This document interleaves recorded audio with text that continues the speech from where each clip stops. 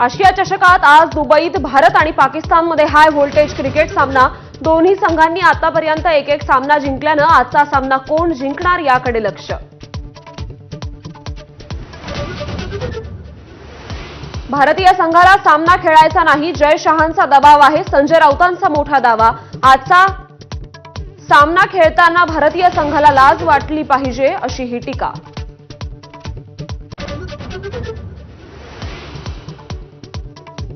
मुंबई आणि परिसरात विजांच्या कडकडाटासह मुसळधार पावसाची शक्यता, नागरिकांनी सतर्क राहण्याचं प्रशासनाचं आवाहन। सोलापूर, बीड, जालना आणि संभाजीनगरात तुफान पावसाचं थैमान, काही ठिकाणी पूर सदृश परिस्थिती। सोलापुरात नाल्याच्या प्रवाहात रिक्षा चालक वाहून गेला। राज्यात अर्ध्याहून अधिक मंत्री आका तर फडणवीस मोठे आका, बच्चू कडूंचा गंभीर आरोप। नेपाळमधील घडामोडींच्या भीतीनं मोदी मणिपूरला गेल्याचाही निशाणा।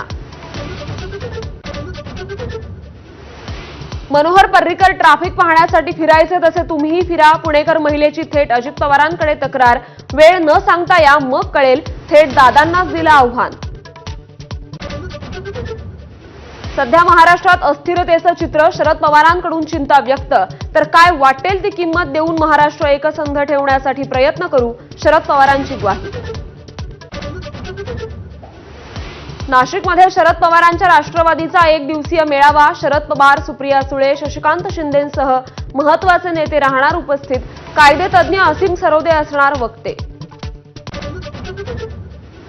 नागपुरातील अशोक चौकात चक्क बाल्कनीतून गेला उड्डाणपूल, नागरिकांकडून प्रशासनावर जोरदार टीका। घरमालकानंच सरकारी जागेवर अनधिकृत बाल्कनी बांधल्याचा प्रशासनाचा दावा।